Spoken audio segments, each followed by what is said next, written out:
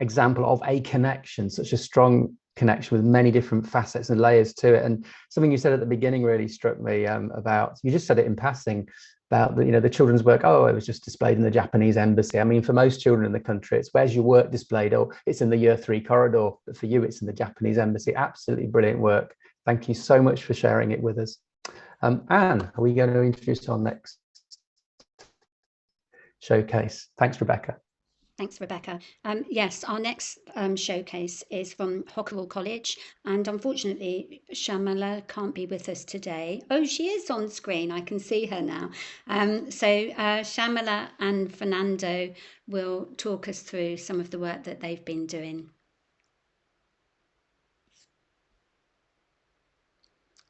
You're on mute.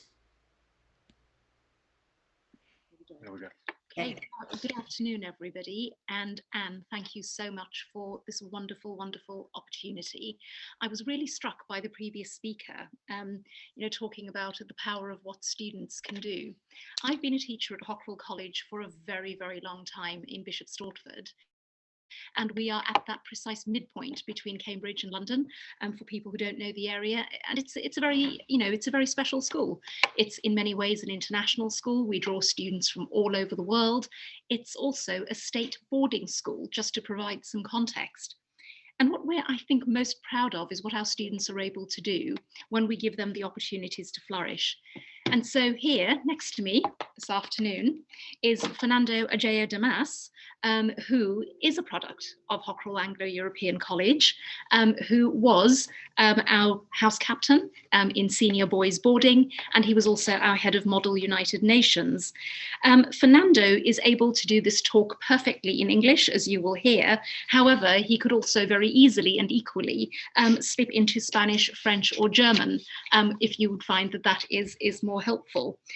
Fernando has been at the college since he finished university, currently teaching theory of knowledge, which is a course in epistemology in the IB International Baccalaureate Diploma Programme. He's also a boarding house tutor.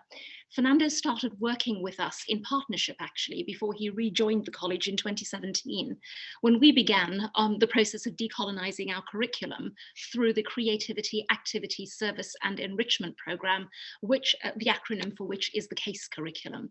This really is about bringing aspiration to action through the curriculum, and Fernando is going to be talking through that.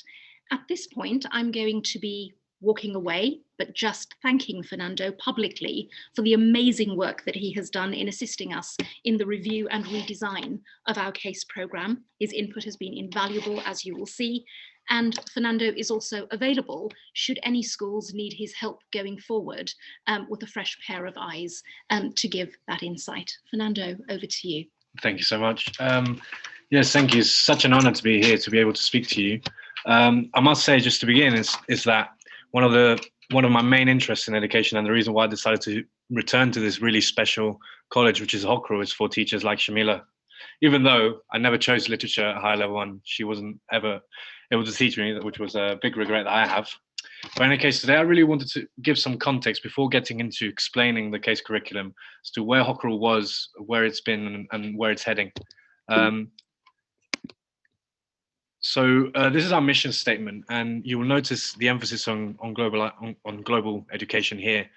And here at Hockerell, what we try to do is develop inquiring, knowledgeable, and responsible global citizens through academic excellence. In the past 42 years, Hockerell has gone from being a local school to then becoming a European college, and now heading towards being a fully global and decolonized school. Although it was early established in 1850 as a teacher training college, when it reopened in 1980s, it was a co-educational boarding school. And then in the year 1998, this proved to be a defining year. So we introduced the International Baccalaureate. Hockerell became an Anglo-European college. It attracted students from all over Europe, including myself and some of my family members. We started to teach music, history, and geography bilingually, which was the first school to do this nationally. And in addition to this, it established cultural links with schools all over Europe, offering language exchanges for students. So as you can see, Hockerell enjoys a rich and varied heritage, And testament to this is an institution that's constantly pursuing innovation. And in the last couple of years, we're once again at another juncture point. Our school, which devotes itself to developing global citizens, has recently felt, and this includes its current students, teachers, and alumni, that we needed to rethink exactly what we meant by global education. Being part of a UNESCO Associated Schools network is a defining aspect of what Hockerel is today, and most importantly, the path it wants to follow in the coming years. So we want to build an education at Hockerel that is founded on international understanding, peace, intercultural dialogue, sustainable development goals, and quality in education and practice. So what I want to introduce to you today is this new innovative subject that we've introduced for pupils between the ages of 14 and 16, called, as Shamila mentioned, Creativity, Activity, Service and Enrichment, or CASE for short.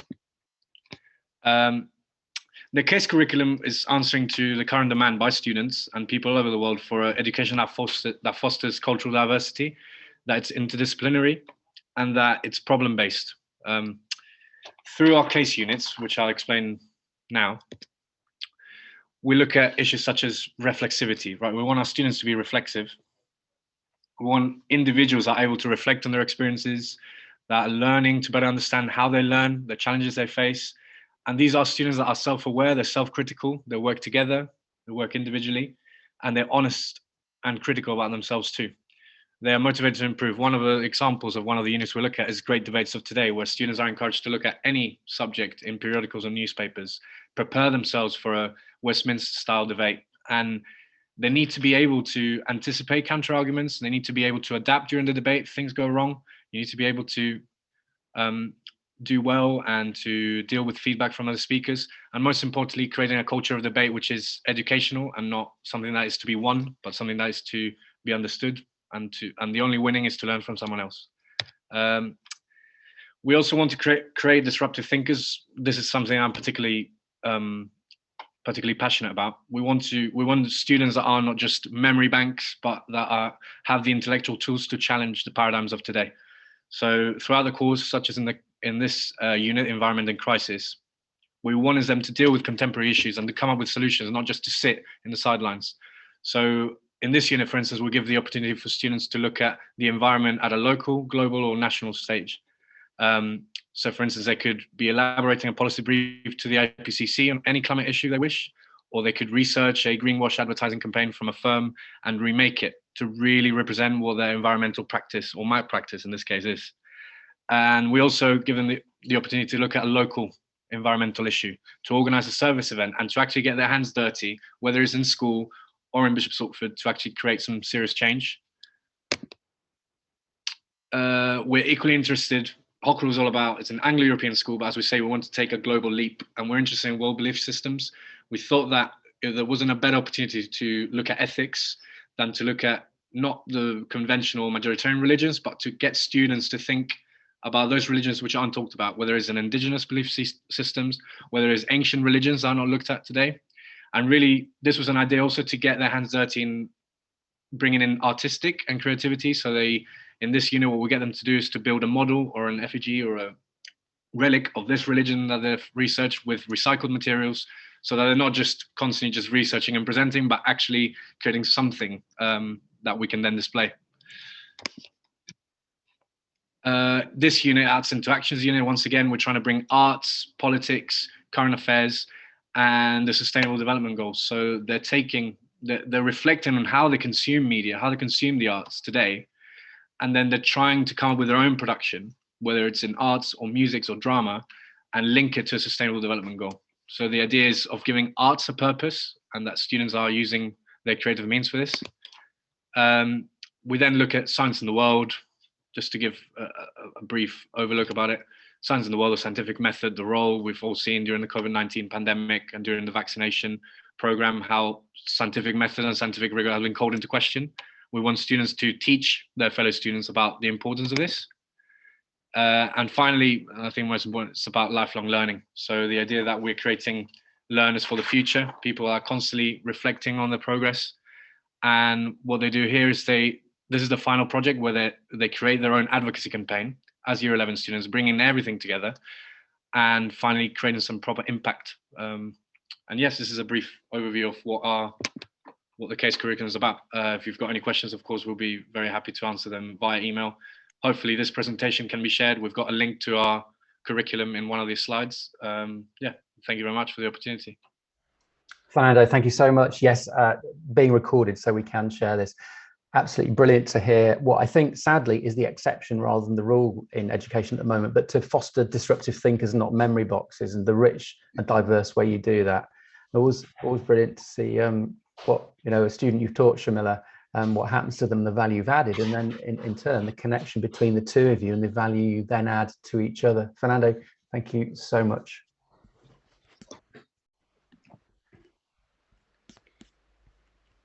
Thank you, Fernando, and thank you, Mike. Unfortunately, our colleague, which should be here, is Delia Vera Medina from Cuba, but she wasn't able to connect today. So I'm going to play a video which we have had translated. So please bear with me. I don't think I can share because Fernando's screen is still up.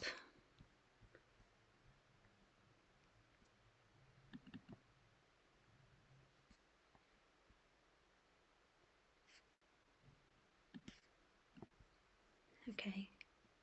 Can everybody see this? La Escuela Primaria José Mendoza García del municipio de Trinidad, asociada a la UNESCO por más de 20 años, defiende varios proyectos institucionales. Uno de ellos, y es el que más relación guarda con la historia de nuestra localidad, es el proyecto Tradiciones, donde se resalta el decursar de nuestros antepasados a lo largo de la historia de nuestra villa.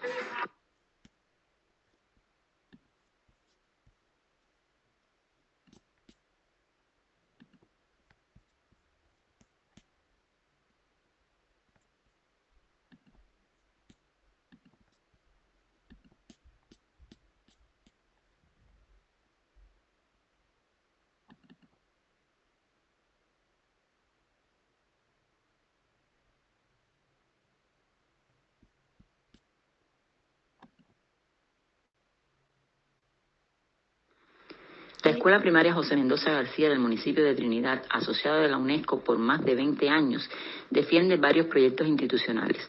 Uno de ellos, y es el que más relación guarda con la historia de nuestra localidad, es el proyecto Tradiciones, donde se resalta el decursar de nuestros antepasados a lo largo de la historia de nuestra villa, costumbres, bailes, idiosincrasia.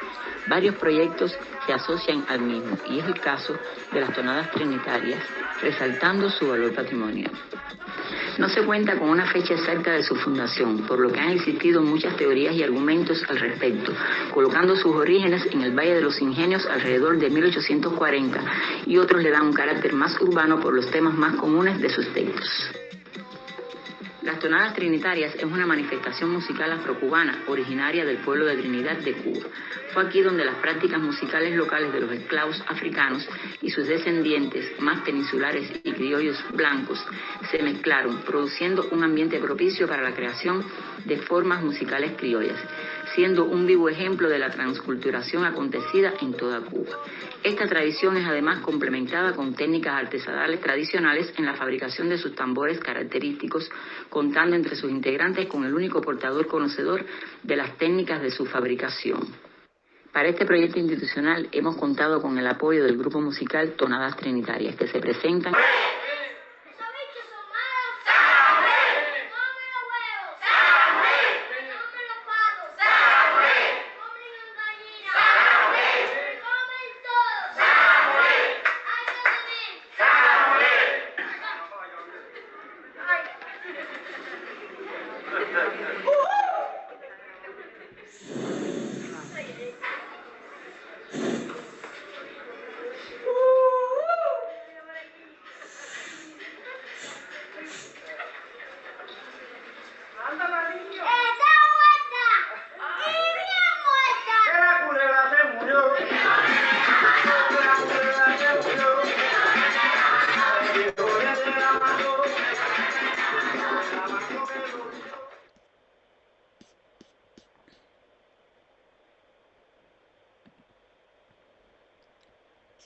I hope everyone enjoyed that as much as I did.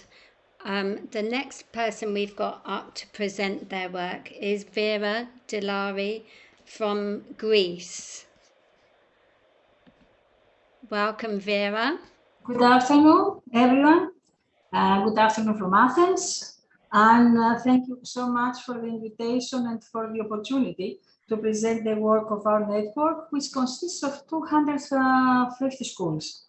I'm pleased to see that many of our teachers have registered for the event and the workshops. So I take the opportunity to talk about the aim of our work, which is no other than to promote the humanistic vision of UNESCO, the ideals and values, as well as to raise awareness and call for action. Until now, we have seen and heard wonderful ideas and projects on connecting for peace, and Mrs. Ogura's speech was so touching but shocking as well. Could you now please start the video for me? Yes, I will. Thank you.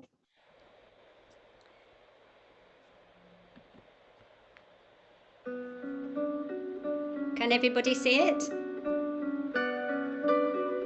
I think so.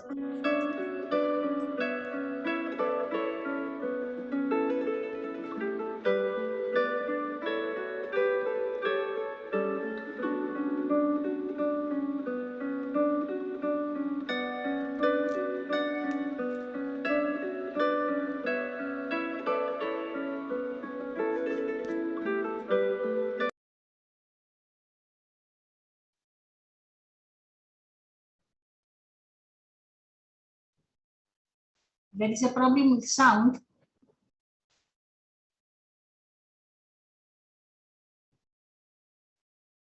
And we cannot hear the sound. We cannot hear the sound. We see, but we cannot hear.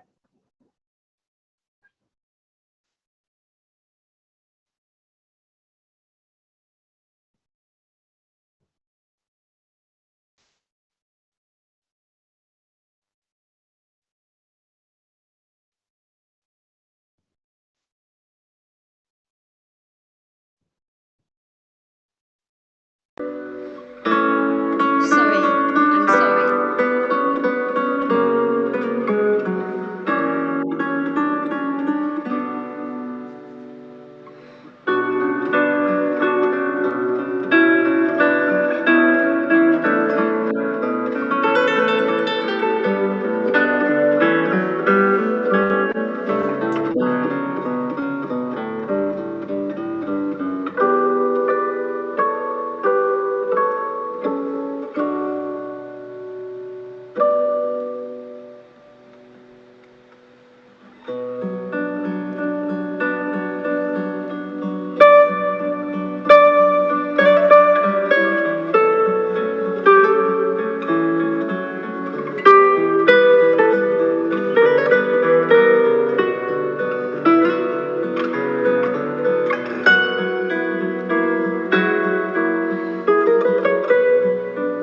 Thank you.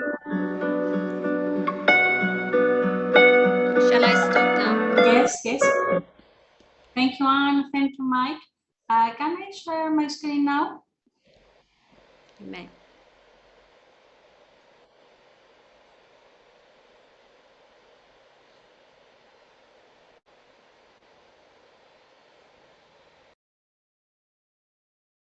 Okay, thank you. Our school's work is built on the goal to construct the defenses of peace in the minds of children and young people. Through projects on ESD and global citizenship, the great importance of living in a peaceful world and society is emphasized. Having that in mind, we contributed to the recent UNESCO's report, The New Social Contract for Education, through consultations and focus group discussions for teachers, students, and parents. As mentioned in this report, we need to build capabilities that make students autonomous and ethical thinkers and doers. In the video, you have seen some highlights of our school activities under the pillar Learning to Live Together. And there are some more in the other pillars, but time was limited. It is important that our teachers have brought UNESCO's values and priorities into other projects and networks, Erasmus+, C20, and have established cooperation with schools all over the world. The challenge is to be active and to do things in order to create an environment of security, friendship, and solidarity among young people in periods of peace. In this framework, the voices of our students were brought at global level through their participation in UNESCO conferences like the Global Students Forum, international campaigns such as Trash Hack, or UNESCO's video like the one for COP26, where our students call participants to join forces to learn for our planet so that we can act for our planet. Moreover, it is important, and it was mentioned earlier from another speaker, to make students understand that peace can also be built within us by adopting techniques of dialogue and active listening. The following project was designed in this direction. Here are students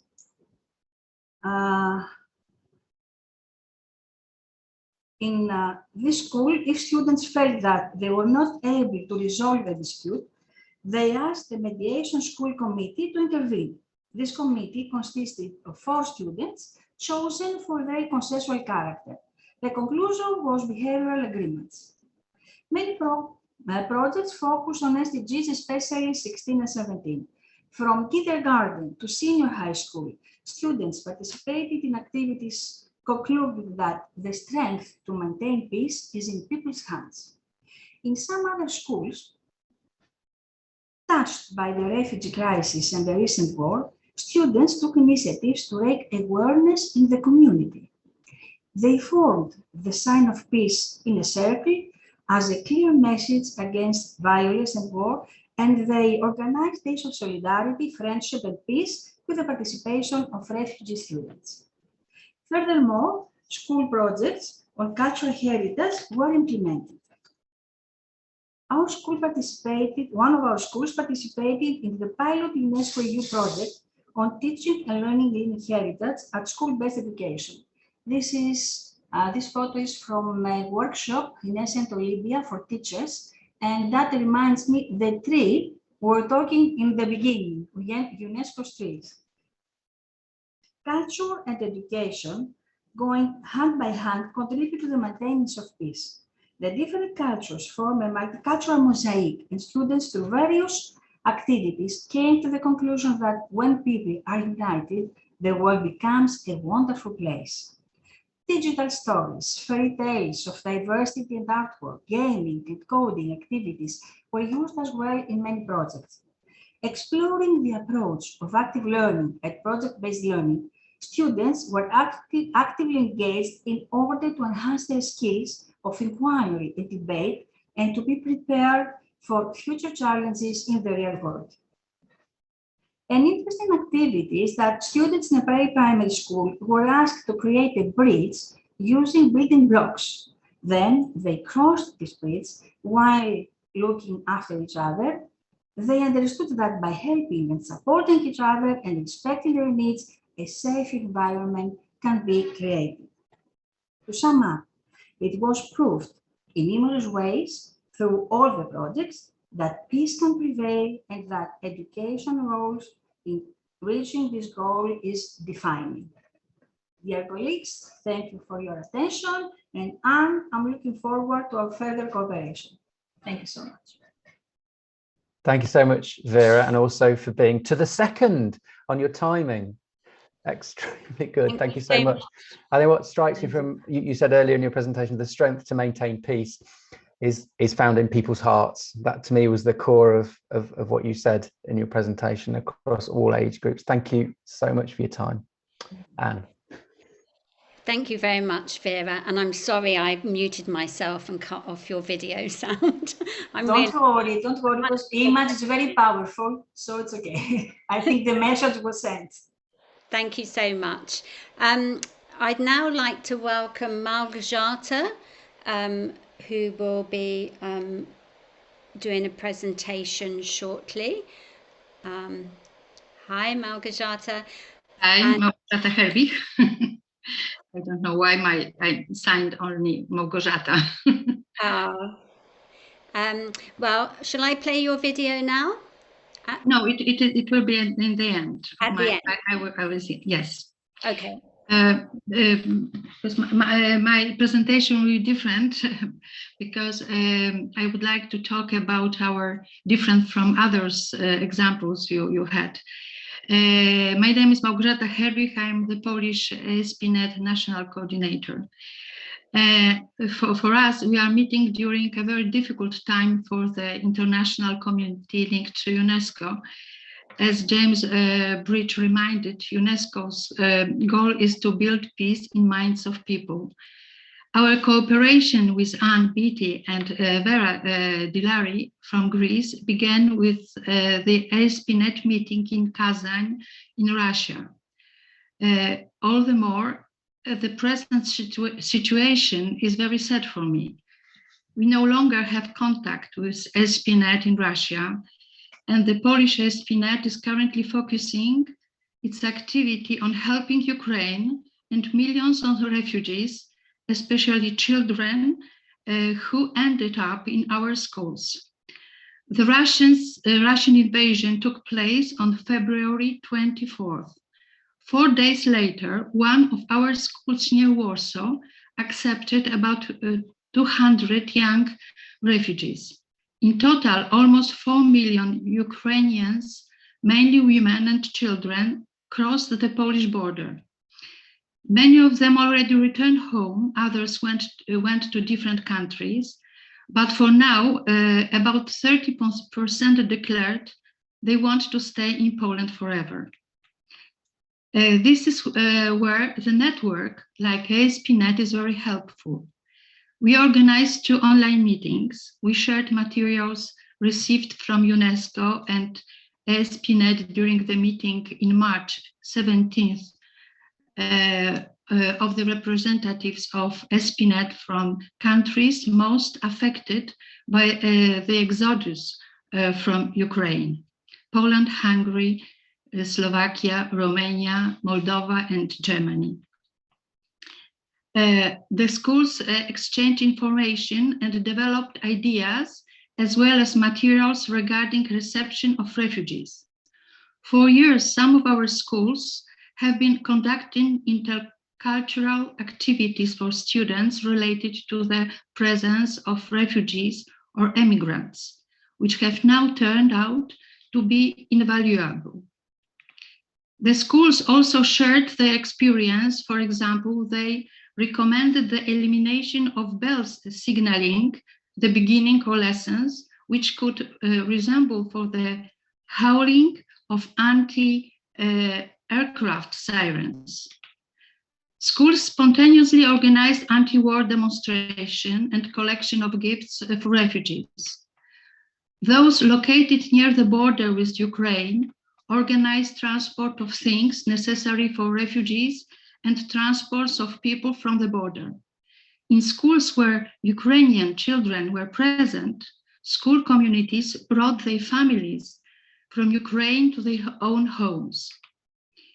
But the subject of peace in Poland, a country so affected by war in the past, is always present. Maybe that is why Polish ASP.NET was invited to 2 pilot editions of the International Youth Competition in the Service of Peace, organized by France Télévisions and UNESCO in cooperation with UNESCO national committees. In the first edition, it was students from Lebanon who experienced war. They were the ones who created the most powerful works. When the second edition was announced in 2021, an almost prophetic film entitled "Have You Been at War, Son?" was made by a Ukrainian high school student from Warsaw. The finals of the competition took place during the war. Her compatriots and friends now have to fight. The second competition in which Polish students took part in with great success was also the French film competition entitled When Sound Creates Image, organized as a part of the UNESCO Sound Week. The Grand Prix was won by a student from high school in Lublin, Poland, for the film entitled Mist. It refers to the situation of refugees and the fear they experience. But I want to end my presentation with another film entitled Colors of Hope, made by teachers and children from a kindergarten in Warsaw. This film won the jury's special prize in the same competition. It beautifully shows the values promoted by UNESCO, which are cultivated and on a daily basis in the ASP.NET. Thank you for attention. I hope you enjoy the film. It's now. Thank you, Małgorzata.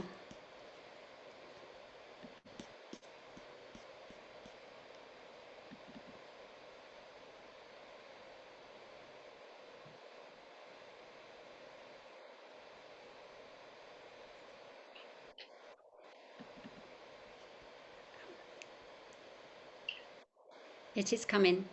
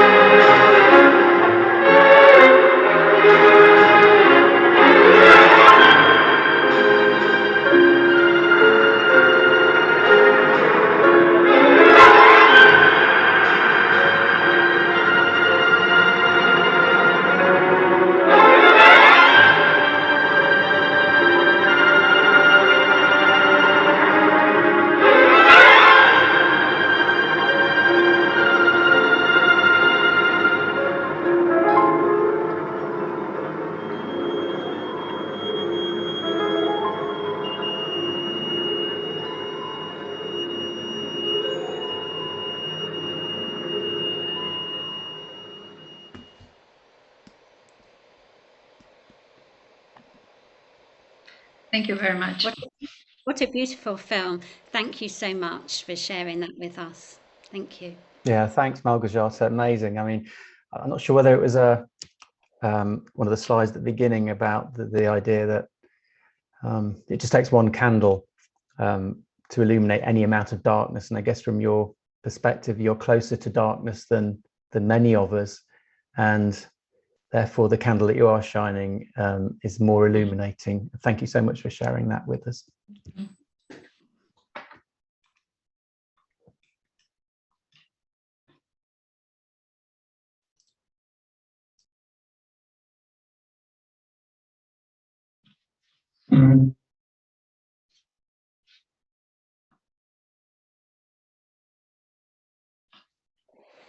Sorry, I was on mute.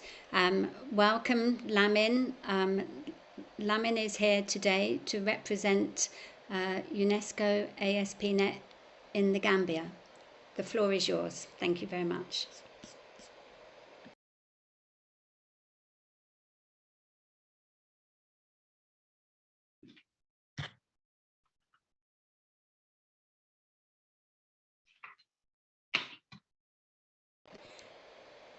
Lamin, are you able to unmute yourself?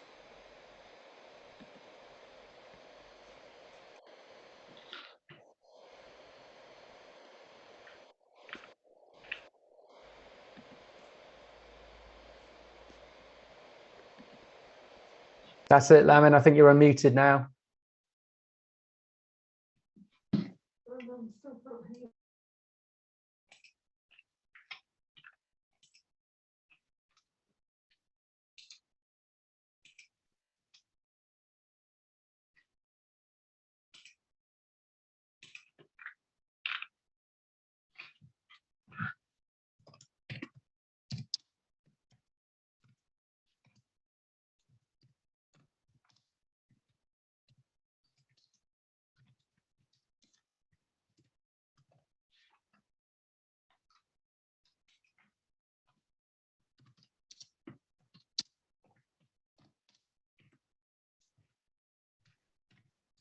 Hello.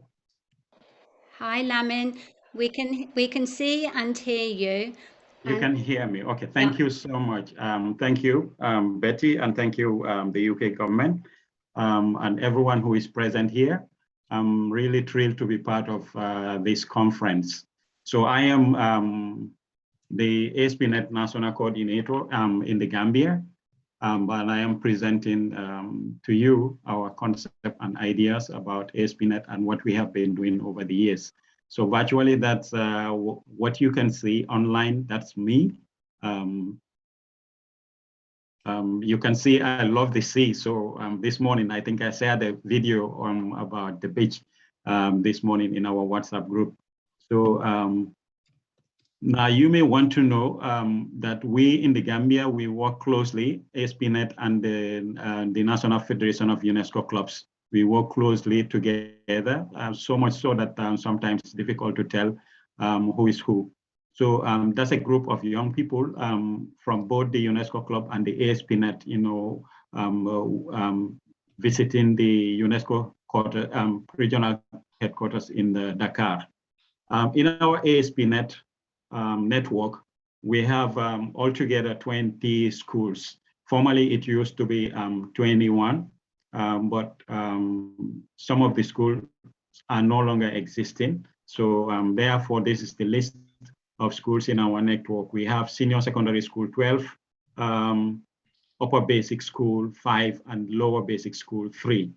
Now, I want to start with the saying, since a lot of us work in the area of peace building and peace maintenance, especially given the UNESCO philosophy about building peace in the minds of men. This is a Mandinka proverb, which says, Fara ninjamba katamo, sinyo kubuka sinyo kar. Basically, what it means is that people who are neighbors really have to look out for each other.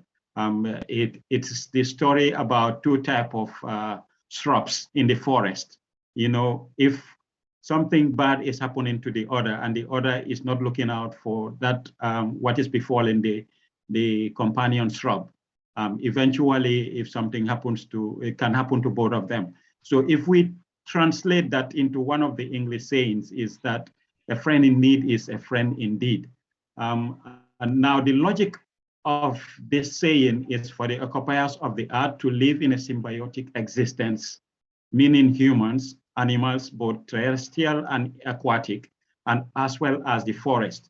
We need to look out for each other on Earth. But basically, as the chief actors on Earth, we human beings really have to watch our action to make sure that it doesn't destroy the symbiotic existence that we have with both both animals and the forest, that is trees.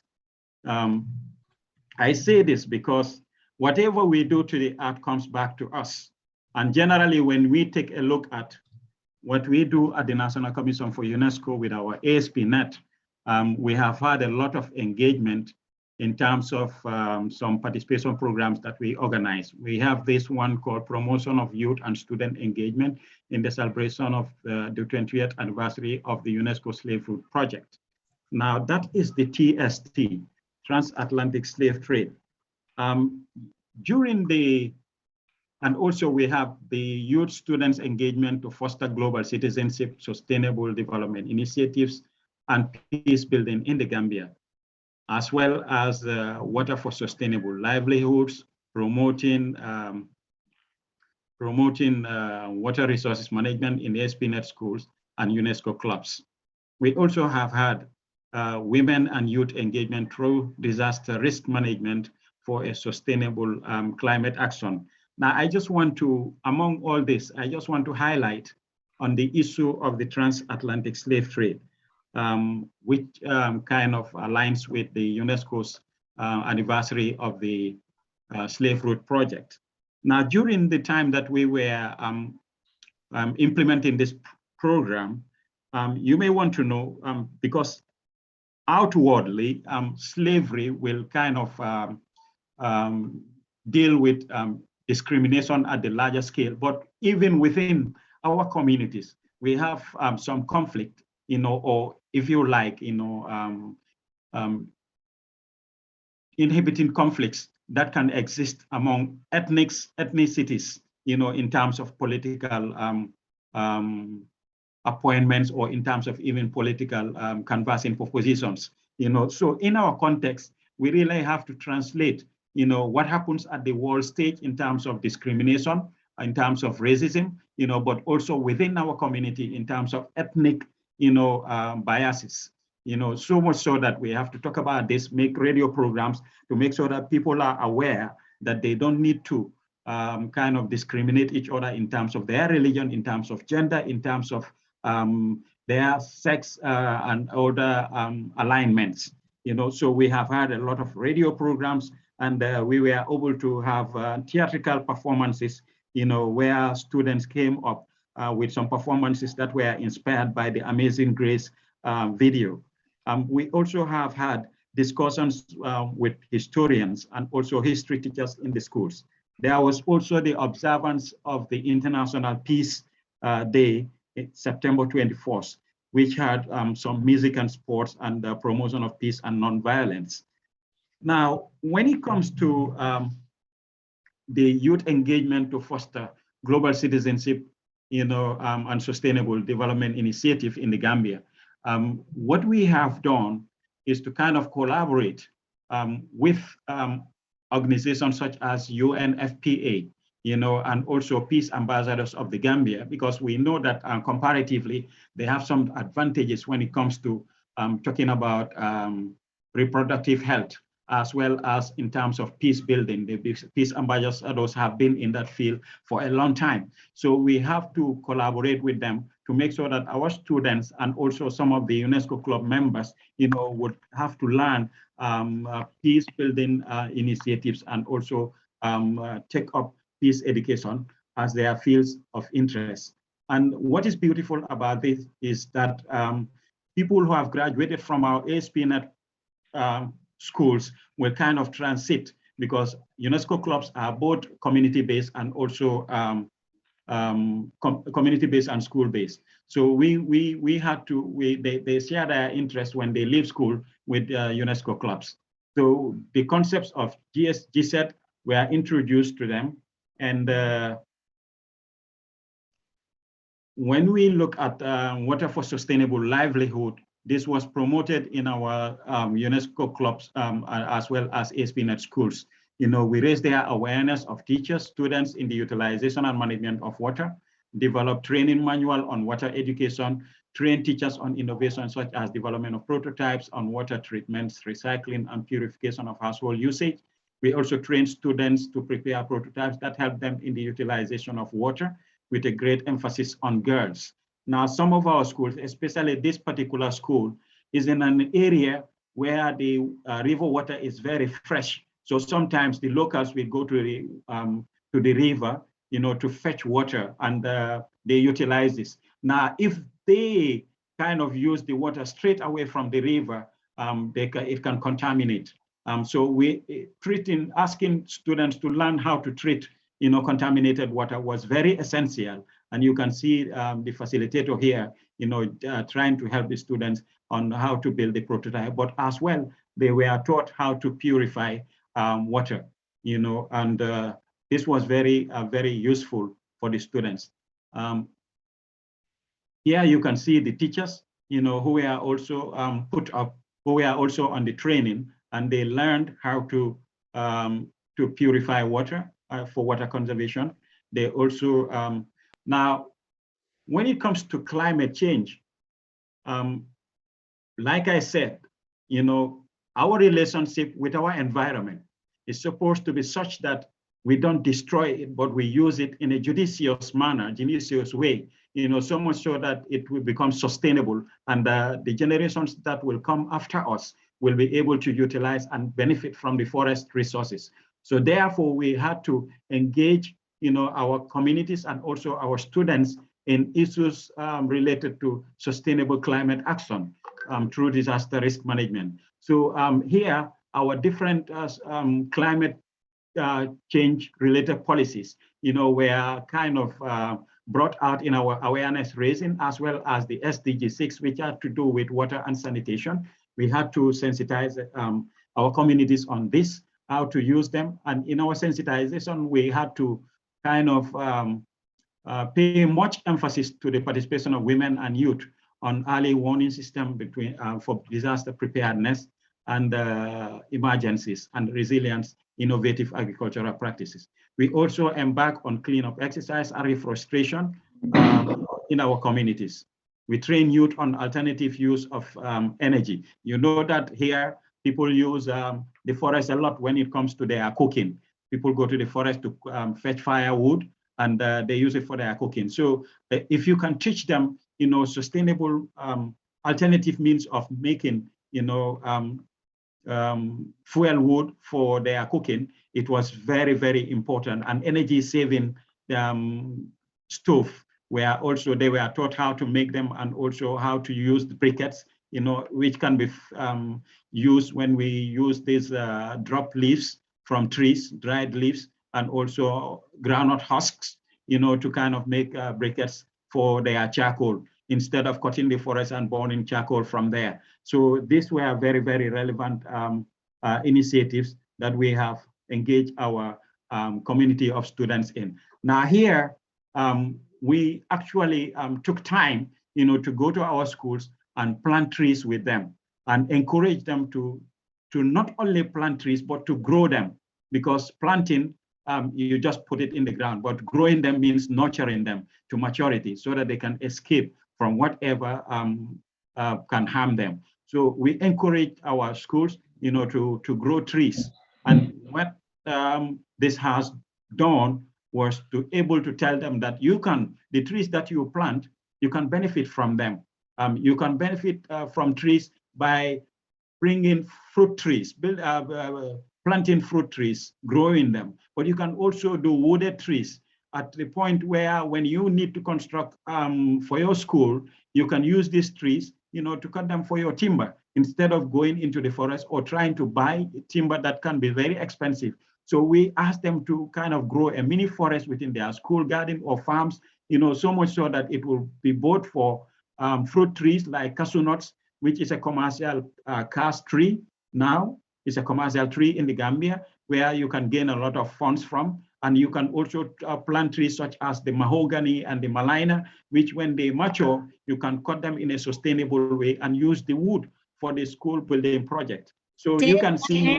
Lamin, I'm really sorry, but we've absolutely run out of time because we've got the next speaker. I'm sorry to interrupt you. It's okay. Thank you. We've run over just ever so slightly. Thank you for such a wonderful presentation. Thank you, Lamin. Thank you. Thank you. It's been so interesting, and we will share all the slides with people who are attending the conference. Thank you so much. I am honored and humbled. Thank you. Thank you. Thank you.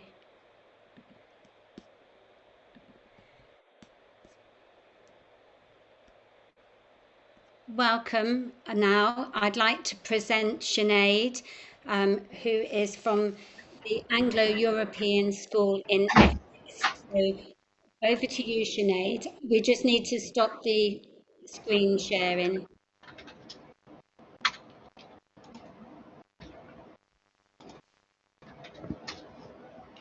Hello, everybody. I am not going to take up all the break. So I'm aware, I don't know if you are having the same weather as we are in England, but for us, it's very, very hot.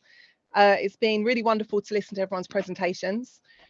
I'm from the Anglo-European School, which is based just outside London in Essex. And I'll just take a few minutes to share with you our programme. So what I'm going to be talking about is the, excuse me. I'm trying to share the point. Here we are.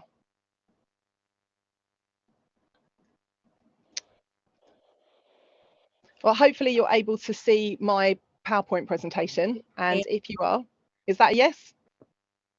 Anne, can you see that? Yes, we can see it. Oh, good. Thank you. Just to sum this up, we are a normal school. We are a comprehensive school. We're a state school. We take every different type of student you can imagine from all different walks of life. We particularly focus on languages at our school. And what we're very passionate about is making sure that our students can go abroad all the time, every year, as much as possible, so that they can become completely fluent in their language, but also that they can experience the culture and the joy of being away. Now, you will notice the massive amount of photos here of our students. They are from all over the world. Maybe in the break, I can leave it up and you can guess which country they're in. But of course, this is all from pre-COVID times. Now, we used to go to China, Japan, South Africa and Lesotho, to Russia we went to just before the COVID situation really took off in 2020. And we also go to France, Spain, Germany, Italy, all on exchange visits. And we really believe that this is the UNESCO mission, that we're going out and we're meeting people and sharing all the information that we have with each other, and that we become better as a result. Now, I will keep this short, so you're getting a trimmed down version here. This is a little bit about who we are, and this is a little bit about our mission statement. This is what we plan to run in our visits programme next year, because we have had a bridging time due to COVID. We've run many residential visits this year, but we've kept them in the United Kingdom. But we are working really hard at the moment, and we are very, very positive about ensuring that our exchange programme and residentials programme will be running again next year. If anyone would like to contact me, then please do, about how we do that in a completely, like I say, a state school, a comprehensive school. We have nearly every member of staff on these visits programmes going abroad or hosting, etc. Please do contact me, because we have a model that can be reproduced in other schools, and I'm more than happy to support other schools with the costing elements, the risk assessment elements, and all the other many things that have to be taken into consideration, especially when we think about these steps going forward. So I will just leave you there, because I want you to go and enjoy your break. And as I say, I'll be very happy to hear from any of you, and very interested in all the projects that you're doing as well. So thank you very, very much. Thank you, Sinead. I'm so sorry we had to cut short. Note to conference team designing for next year, more time for showcases, but wonderful to hear what again is the exception rather than the rule that should be the rule for secondary education. Absolutely amazing the work you do and experience, the broad experience you give to your students. Thank you once again for your time, and to all the showcase presenters. What a tapestry, what a rich woven cloth of peace manifested practically in the minds and in the hands of children across the world. Thank you so much for sharing. We have about 10 minutes break, and then after that we have a final segment of the conference, which will be a presentation, a single presentation, followed by a really rich, diverse panel discussion around a key question that we've all been thinking about today. So folks, please do take 10 minutes or so just to have a break. If the weather's too hot for you, maybe stay inside or run around outside, totally up to you. But we will see you in about 10 minutes time. Thank you.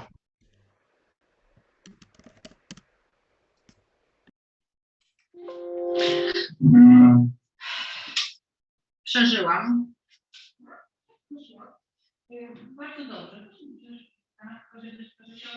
Paul, and Peter was our tour guide. I was immediately impressed by Peter's breadth and depth of knowledge, and I learned a great deal that day. And much of the tour was outside, and as I was very cold indeed, which is hard to imagine now, I was extremely relieved when we reached the Eastside Freedom Library.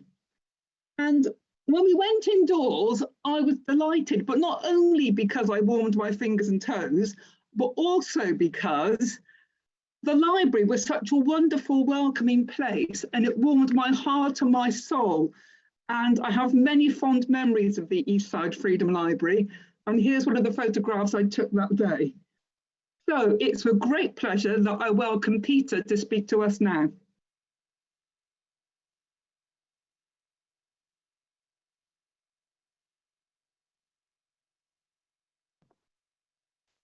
Helen, thank you very much for that kind introduction. it's such a delight to see you again and to know that something we did has opened additional doors. And I'm honored to have been invited and to have the opportunity to talk with people as I'm seeing from all over the world.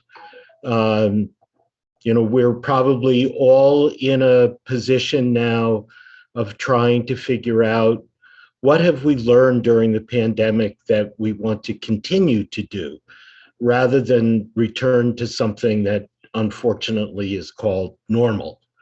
And Zoom has provided us with the ability to have conversations with each other in real time, which is something we do not want to lose here at the Eastside Freedom Library in St. Paul, Minnesota, and something that we want to figure out how to make more interactive and how to build on, even as we try to progress beyond this crisis that we are in. So I appreciate the opportunity to speak with you. I'm also going to be part of the closing panel, so I hope that we get to do some questions and conversation. And I certainly want to be available to you via email, via Zoom. I encourage you to look at our website, www.eastsidefreedomlibrary.org. And you can reach me at peter@eastsidefreedomlibrary.org. So nothing suspicious, nothing tricky about any of those forms of communication. We are this month celebrating our 8th anniversary as an organization and an institution. I am a labor historian by training and trade.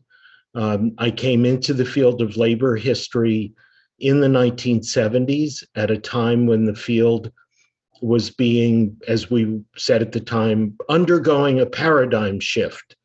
And the paradigm shift was from focusing on unions as the heart of labor history and economics and collective bargaining as a way of focusing on unions, to shifting to a social history of working people as the purview of labor history. And this meant that I became very interested in both immigration history and African American history. And the Eastside Freedom Library really shows those focal points, shows tries to situate ourselves at intersections between immigrants and the labor movement, intersections between workers of color and white workers, intersections between education and entertainment, as ways of bringing people together and bringing stories, experiences, and perspectives that have been marginalized, pushed to the shadows and the corners, to bringing them into the center of our awareness and interest. So we're located in St. Paul, Minnesota's most diverse and most economically challenged neighborhood. We are very much carrying the consequences of neoliberal globalization. This is an area that, of course, like most of the United States, was once indigenous land. Here, the predominant community was Dakota, and there were 7 distinct communities of Dakota people. They were ethnically cleansed, driven out in the 1830s, 1840s, leading to a war between the United States and the Dakota people during the American Civil War in the early 1860s. And this land was then made available for European settlers.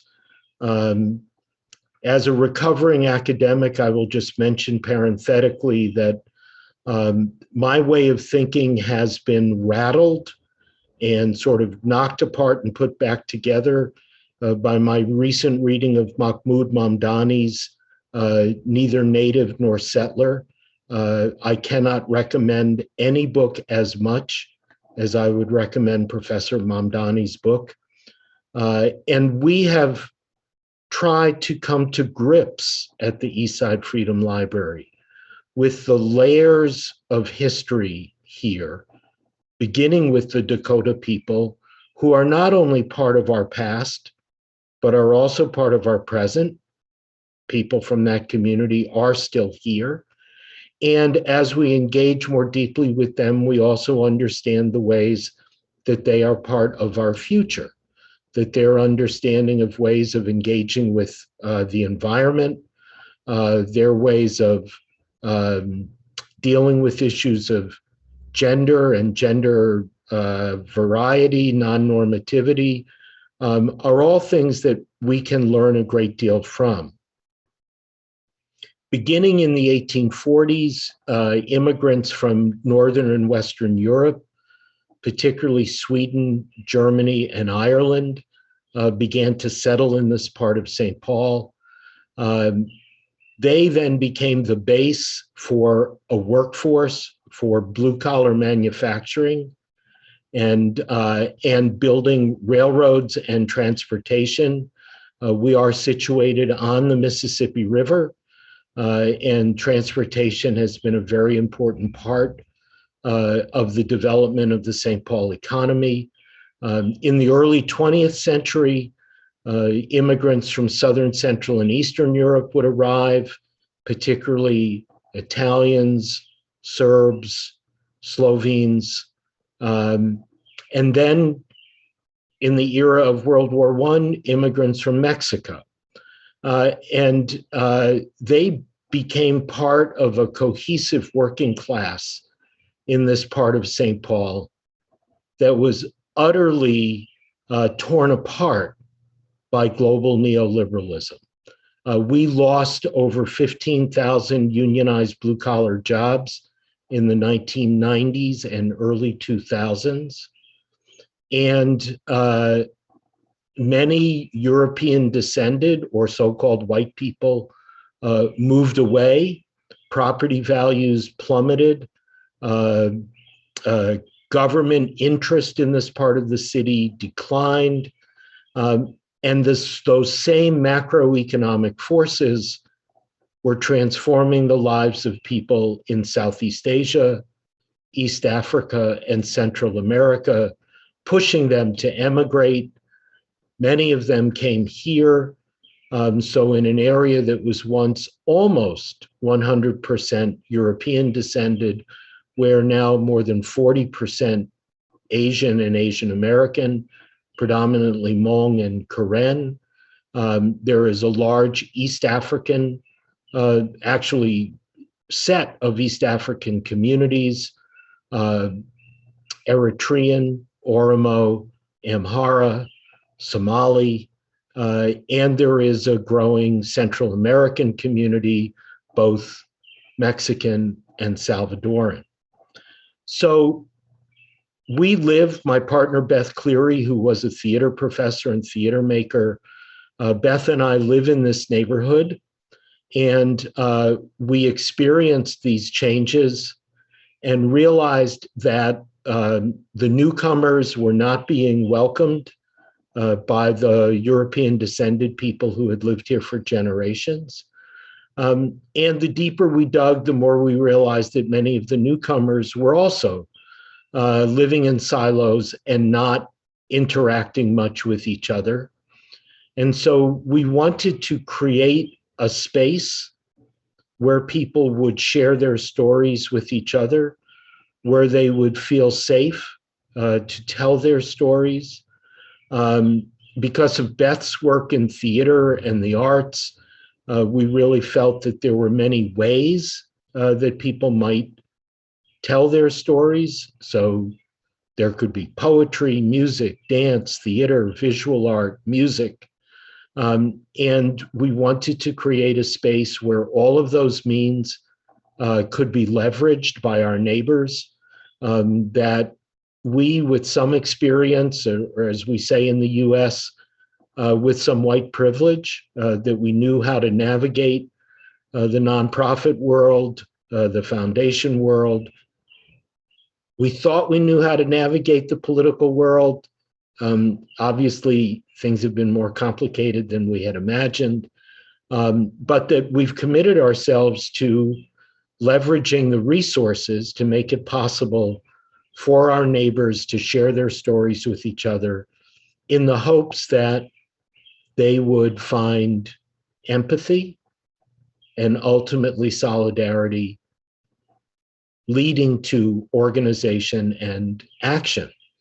So we had noticed over our years in the American Academy that when professors retire, they face quite a crisis. I should say, we face quite a crisis about what to do with our books and materials. I use the metaphor of professors leaving piles of books outside the door of the office they are abandoning for students to pick through like bones in the desert. And we wanted to offer our former colleagues and friends, not only at Macalester College where we had taught, but really across the country and even across the world. I just got several boxes of books from an old friend who teaches in Wales, that we wanted to provide a new home for those books. We wanted to shelve those books in a slightly unconventional way. That is, we wanted to shelve them in the collections as they were donated, because we believe that books that have been written in, full of marginal comments and underlinings, are even more valuable than brand new books, and that it's helpful to people who might use them to know who was the person who wrote, "This guy needs to read more Marx," or "This is really bullshit," in the margins of books, and to understand who had engaged those books those ways. We also wanted to encourage people who might use the books to think about how someone had developed their thinking over the course of a lifetime, as manifested in the books that they had collected.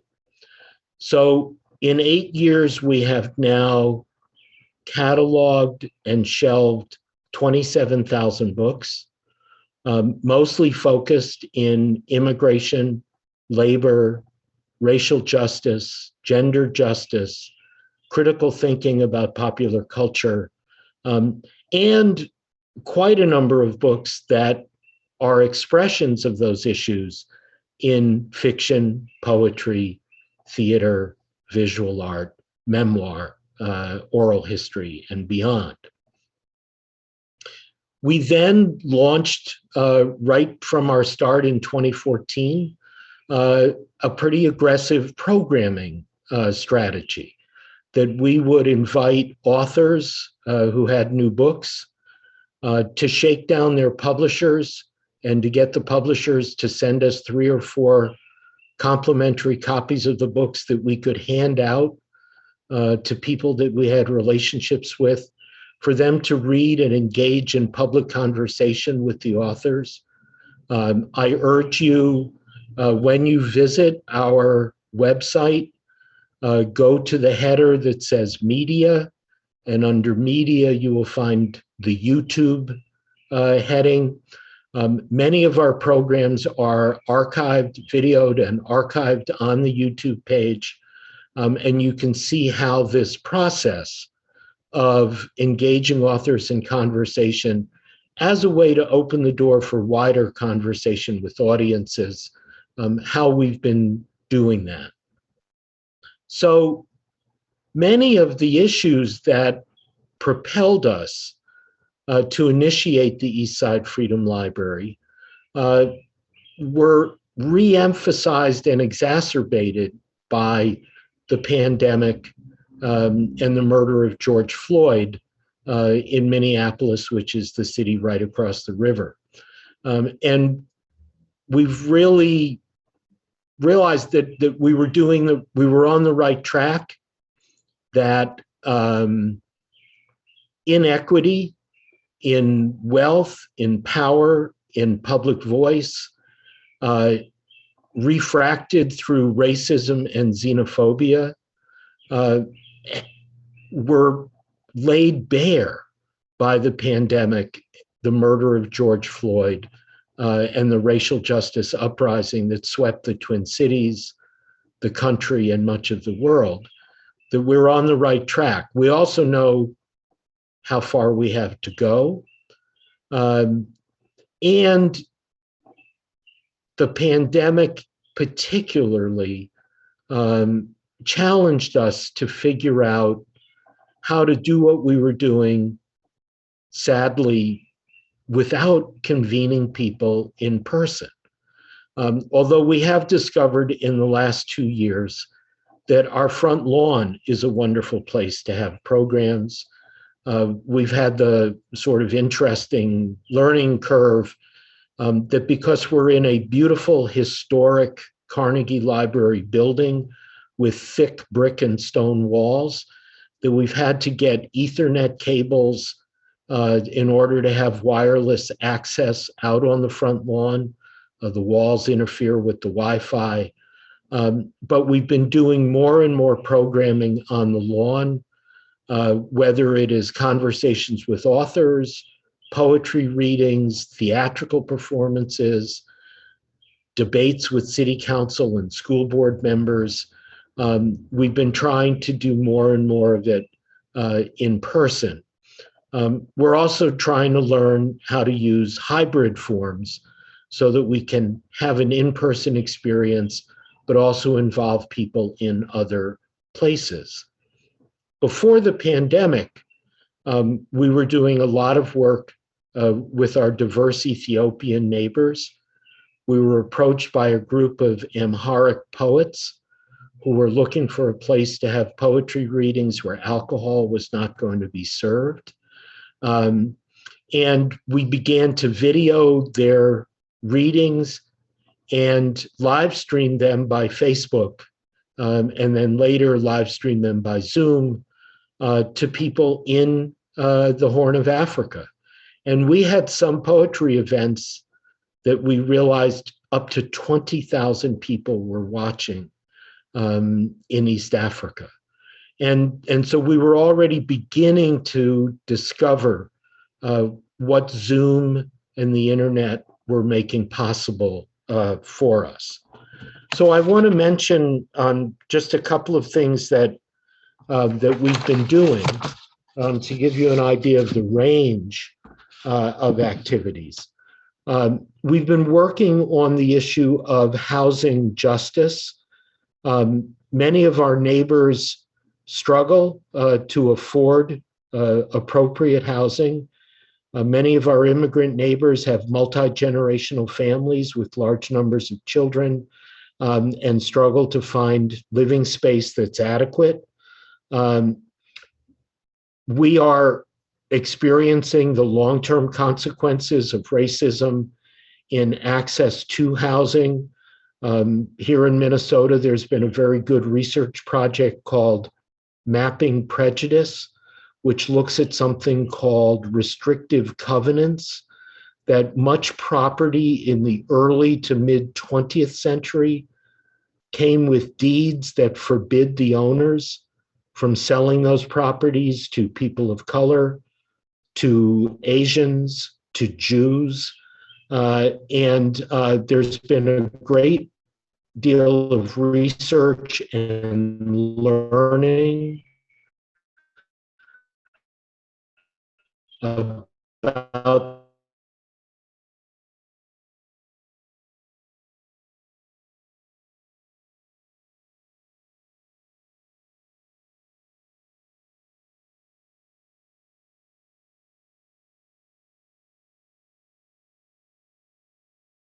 bring our neighbors together to develop their self-confidence, to give them information about resources and how programs work, and encourage them to organize together to speak in a loud voice to city, state, and federal government, to developers and banks. So the housing justice work has been very important for us. At the same time, we do things like make space available on a weekly basis to older Karen women who weave, and we're looking for a space to weave. For the last 4 years, even during COVID, wearing masks, these women have been coming to the library and weaving cloth while they're at it. They've been teaching teenagers, mostly girls, but a few boys, how to become weavers as well. And they've become kind of folk heroes within their own community. Events on the lawn where they sell the cloth that they've woven, and more and more people are appreciating the work of these Karen women. They are increasingly in conversation with Hmong women who have maintained an art form called pandao, or story cloths, ways of telling their history through sewing. And it's so exciting to see these women from different communities coming together, teaching each other their crafts, and talking about the histories that they're expressing in the work that they're doing. We organize an annual union job fair to encourage immigrants, not just to seek jobs in unionized settings, but also to engage in conversation with the representatives of unions to learn what difference it makes if the nursing home that they work in, or the hospital that they work in, or the factory that they work in is unionized as opposed to non-union. It's also a way for us to encourage our friends in the labor movement to work harder to bring more diverse people into their workplaces and into their organizations. We've been focusing since the murder of George Floyd, focusing on building solidarity between our African American, and Asian American neighbors. The way that racism and xenophobia have worked in the United States has tended to pit them against each other, scrambling for what are overall inadequate resources, and instead to encourage them to work together and to fight for a larger share of resources from the society as a whole. We're working in 2 projects in curriculum development. One is to change what elementary school teachers are using to teach Minnesota history, to take the stories of Indigenous people, particularly the Dakota, and to bring their stories into the center of the narrative of Minnesota history. And we're working with a number of organizations in developing elementary school curriculum. And the deeper we get into the project, the more we're also wrestling with the need to reconsider the pedagogy that's used to teach such curriculum in elementary schools. We're continuing to learn. We're also working with a committee in the St. Paul Public Schools to develop a 10th grade course in critical ethnic studies that, beginning in September, will be mandatory for all high school students in the city of St. Paul. And we're working on what should be incorporated in that curriculum, which then also brings me to where Helen started us, mentioning her experience on the walking tour. I have been leading walking tours, and I would say, inspired by what I experienced in New York City, where there is what I think one of the most important museums in the country, the Lower East Side Immigrant Tenement Museum on Orchard Street in southern Manhattan. And the people who run that museum also developed a neighborhood walking tour, which really taught me about the value of getting out, walking, looking, listening, smelling, all the things that we can learn by being which is part of the pedagogy we're thinking about for elementary school kids, that they have to be out of the classroom, out of the building, to learn some of what we hope that they will learn. So I do these walking tours about immigrant history in St. Paul. I don't know, Helen, how am I doing on time? You're muted. Ooh. You have 4 minutes, Peter. 4 minutes, very good. It's up to you whether you want to take any questions or whether you just Great. want to... Why don't I stop there and see if anyone would want to ask a question, make a comment. Good idea. Thank you so much. Oh, thank you. Fascinating. I'm so interested to hear about these curriculum development projects. I think that's wonderful. And I already know, having been into schools in St. Paul, I know about some of the great work that's being done there, but these sound wonderful initiatives as well. So yeah, thank you so much. Really fascinating to hear. We have a question. One question in the chat was about the books that you get, the books with the margin notes. So yes.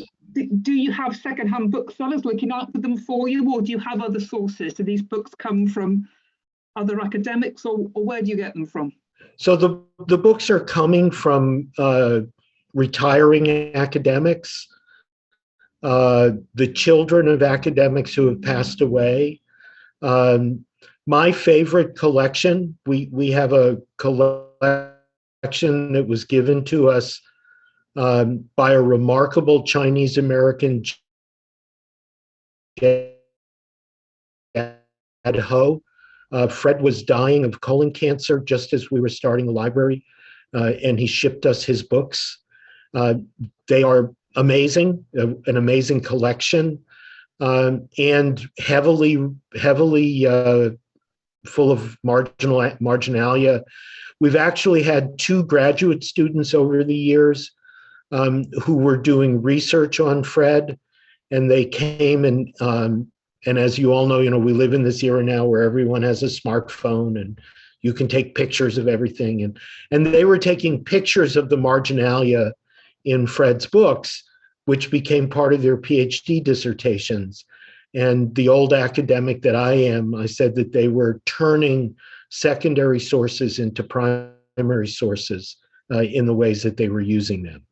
So that's, I still buy books, but they then tend to be new, and I'm adding them to the collections. But most of, and I like to say that with the books has come spirit, and I feel like the spirits of many of the people who have given us books. Tony Randolph, who was an African American lesbian. After she passed away, her brothers gave us her books. Hy Berman, who was a historian of Jewish immigrant labor experiences and Minnesota farmer laborism. Hy's kids gave my friend Paula Rabinowitz, who taught feminist literature at the University of Minnesota. When she downsized, gave us her books. So the books bring a lot into the space and a lot of meaning for us. Beth and I will often say when we're confronted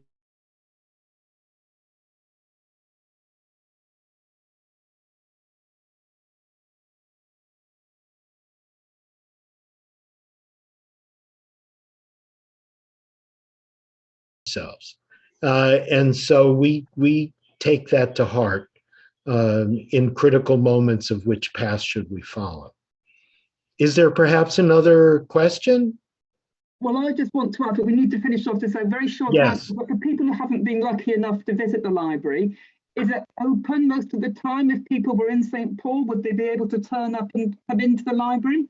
Yeah, we're still asking in the pandemic that people make an appointment. We're there a lot. And we ask people still to wear masks. We do as well. We would love to see you. When you visit the website, and I think in the header about us or about There is actually a 3D tour of the library that some friends put together, so you can get a bit of the experience of what the space is like. We do like to tell people that as a so-called Carnegie Library, that this is a building that was paid for by the exploited labor of immigrant iron miners, coal miners, and steel workers who made Andrew Carnegie the richest man in America in the early 20th century and enabled him to become a so-called philanthropist. So we like to make those points right up front, so people understand what we're about. Absolutely, absolutely. And Marcelo's just saying, would you like to have a signed and dedicated copy of his book, which is called The Joy of Not Knowing? I have a copy here. Wonderful. Yes, absolutely. You can find our mailing address on the website. All of you out there, if you've written books and would like to send us one, we would love to have them. And I would also say, if you've written something recently that you'd really like to call attention to, reach out to me and we can plan one of these conversations with an author. And I can find some pretty interesting local people to read your book and engage with you about it. That's a wonderful offer. Thank you so much, Peter, and thank you, Marcelo, for that. So now we need to move on to the panel. So stay where you are, Peter, because you'll be our second speaker on the panel. So if I can just make sure that Mike has prepped all the other panel members. So the panel are going to discuss a question, which is going to come up on the screen right now. So the question is, what does the future of education for peace look like? And I'm going to start off by asking Shona to speak first, followed by Peter, followed by Shamila. And I'm not sure if Molly is here on the panel or not, but if she is, I'll call her in fourth or fifth. And, oh, she is, I think. I'm not sure. And I've got Anne as well. So I'm going to ask you in turn, but to kick off straight away and to get the panel started, so I'm asking each member of the panel to speak for up to 5 minutes each, but by all means shorter if you like, and then we're going to ask some questions and get some discussion going. So to start off with, thank you very much, Shona. Hello everyone, hope you have had a wonderful day.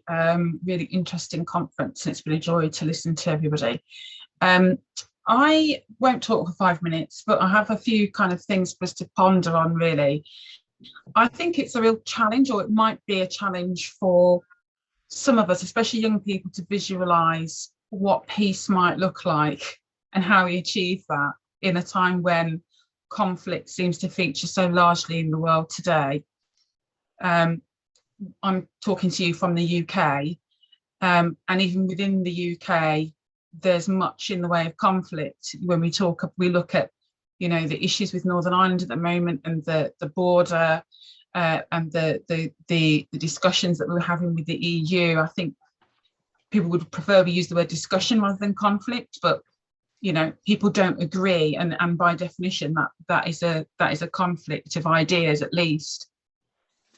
We've also got in Europe a real attention draw in the shape of Ukraine and what that means, and the questions that brings up for our young people. It certainly brings up questions for my children around the kitchen table. We can see disruption and war in Afghanistan, in Syria, and we also have questions around our kitchen table about the way those things are presented, how refugees and conflict and wars presented in Ukraine, and how that is presented in the rest of the world, and even a conflict around how we present those ideas and how we present those similar circumstances in very different ways. And then we can see, looking across to our neighbours across the water to America, and the disagreement around gun laws. So I think there's a lot that would catch the attention of young people today, and perhaps they might feel there isn't a great deal of peace in the world. And maybe they also reflect on their own circumstances at home. And maybe they also reflect on, you know, the impact of social media and the internal conflicts they might feel there. So I think the future of peace really is in the hands of the next generation. I feel like I don't feel particularly old, but that even my generation have messed it up already. And I think actually that it's in the hands of the next generation to deal with it. And I think our responsibility now is, how do we facilitate young people to lead in creating a peaceful world? How do we facilitate that? What do we need to do as adults to provide young people with the skills and the tools? How do we create future leaders to do a better job than we've done? How do we develop a sense of curiosity in young people rather than, becoming a really polarized and doubling down world? How do we create curiosity and generate conversation and a wanting to learn from other people, to understand, and that listening to understand? How do we implement equity, diversity and inclusion strategies in our schools? That's something that I do regularly, but how do we make sure that that is a long-term thing that is meaningful, that has impact, and that you can measure progress? And how do we make sure that actually happens? And then finally, how do we draw their attention to work for social justice across, all areas of life, all types of people? So I guess I haven't spoken, but asked a lot of questions, really. And I'll stop there. Thank you very much, Shona. They're very pertinent questions and things that we all need to consider. So thank you very much. So handing over now to Peter. Thank you, and thank you for your question, Chandra. A couple things about the United States. One is we try to express knowledge in bumper stickers. And there was a popular bumper sticker, if you want peace, work for justice.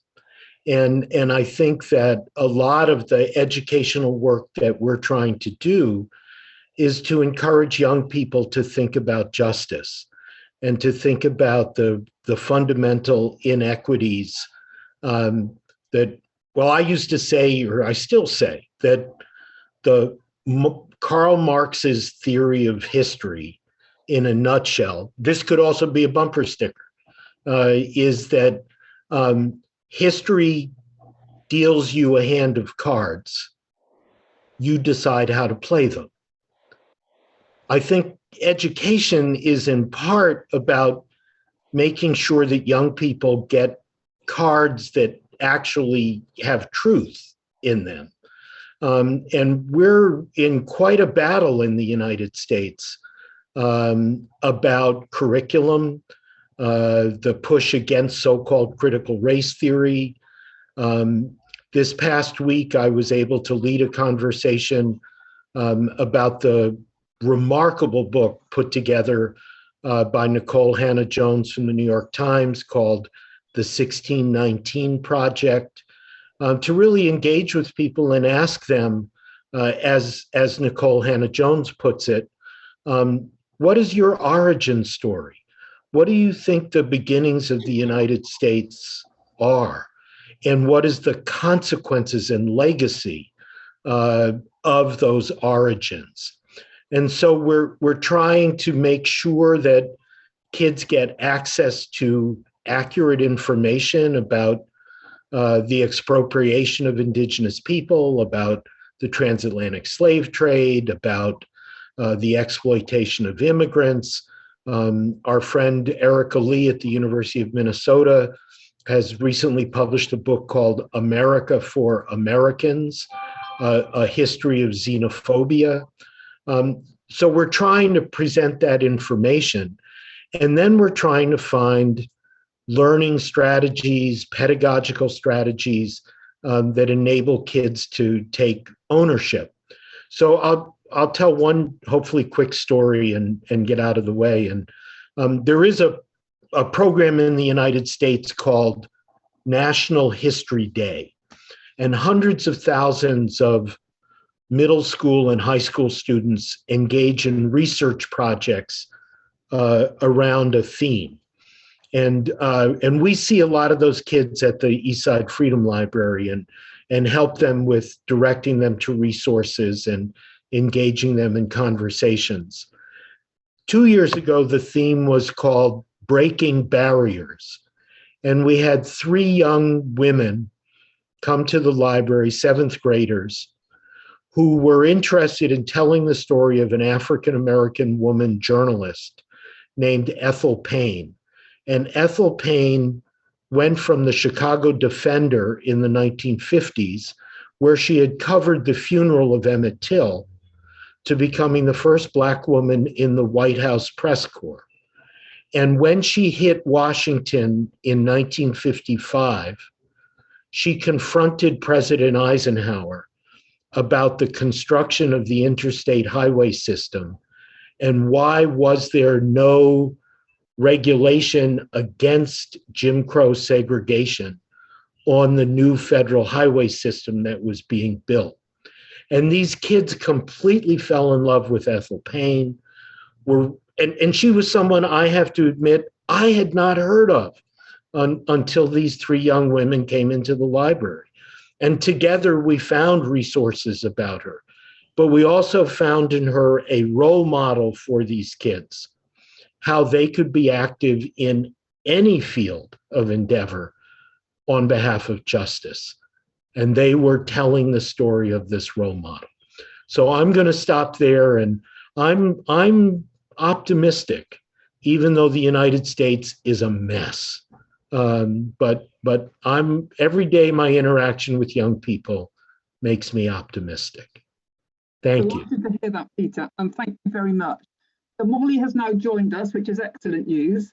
So just to let you know, Molly, we are partway through the panel, and it's Shamila up next, and then Molly will ask you if you'd like to speak for up to 5 minutes, and then Anne. So Shamila. Very much, Helen. Thank you also, Shona, for your very wise prompts.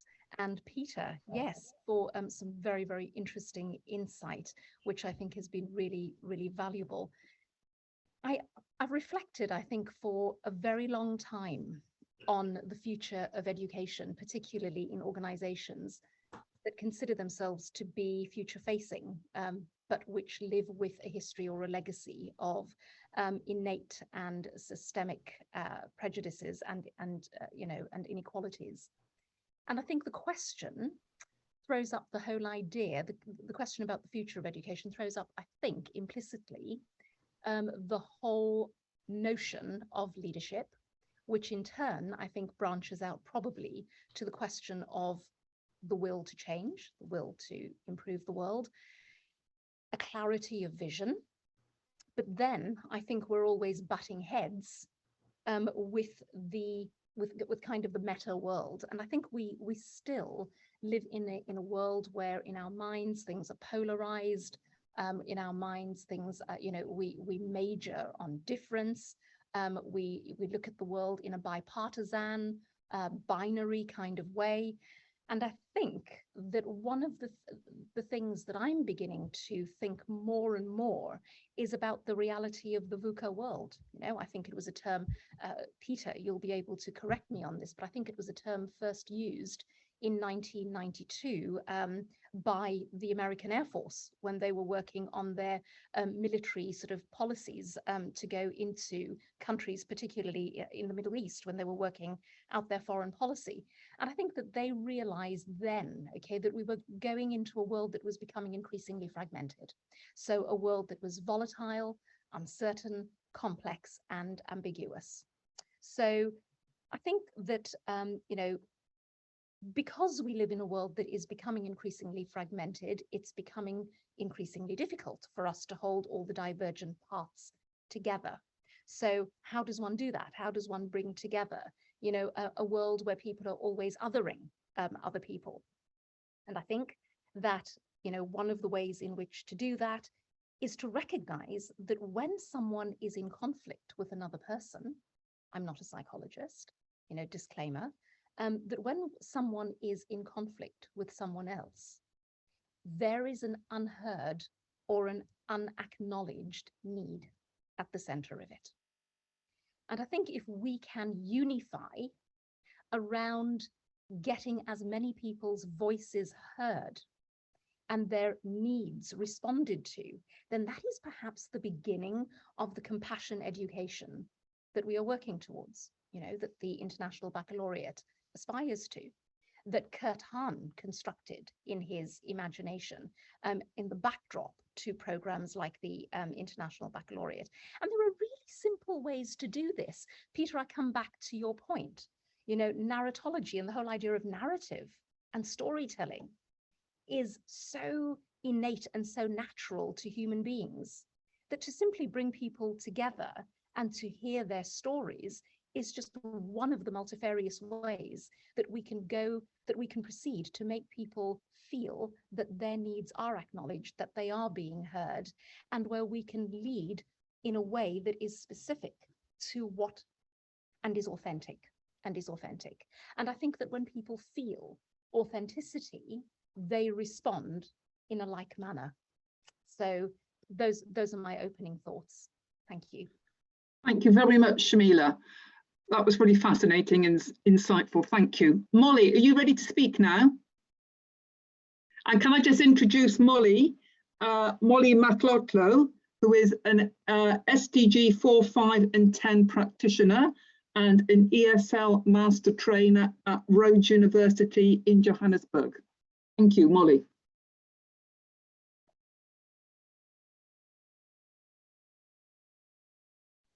You just need to unmute, Molly.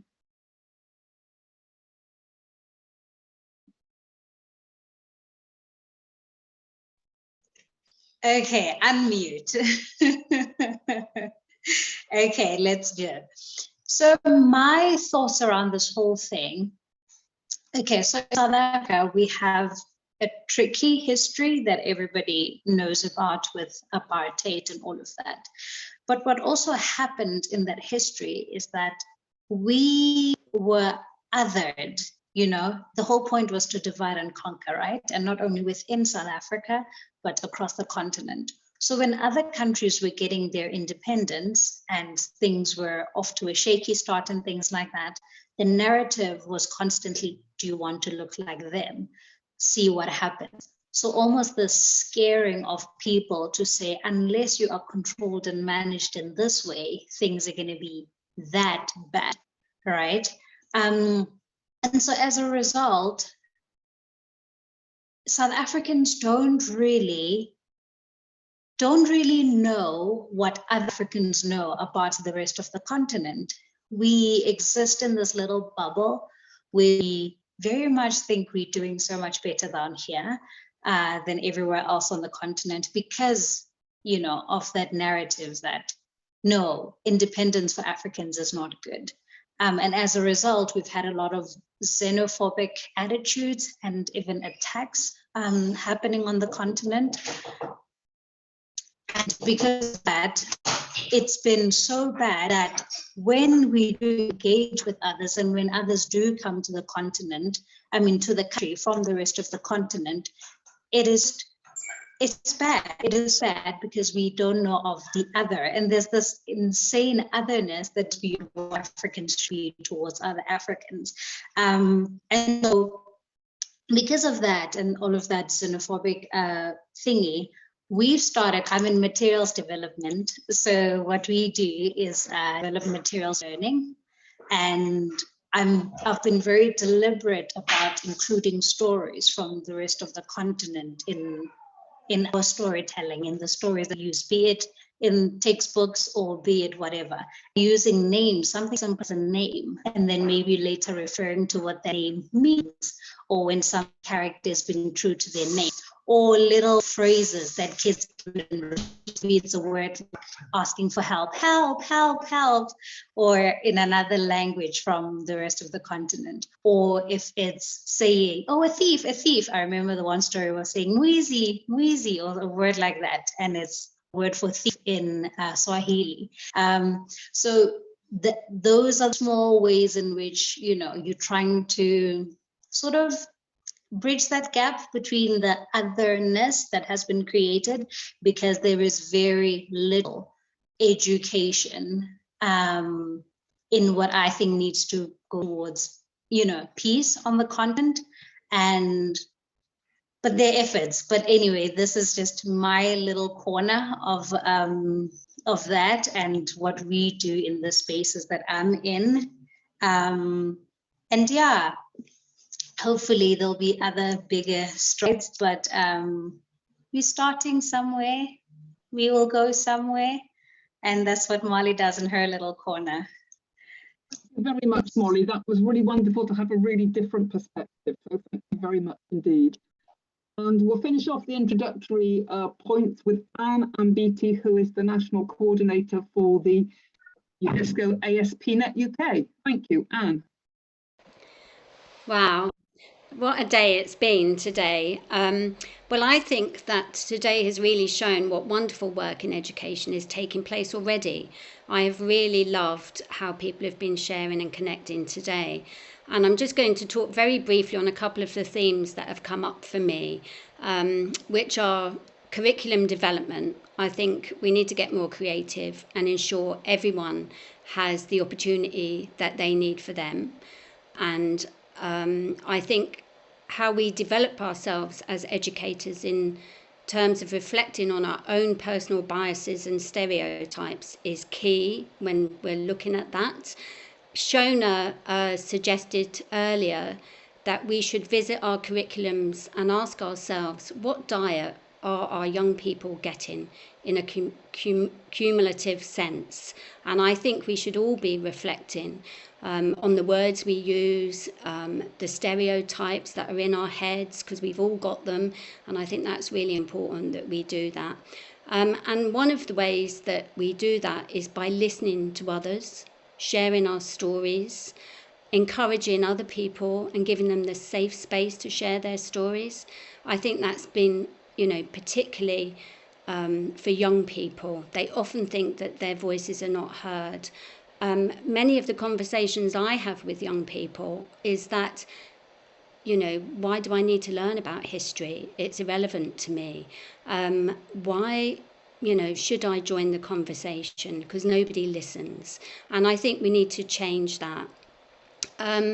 Marcelo shared with us the idea that we need school leadership that equips all children to thrive emotionally, socially, culturally, and academically, because I think in many of our curriculums, the focus is on the academic and testing children.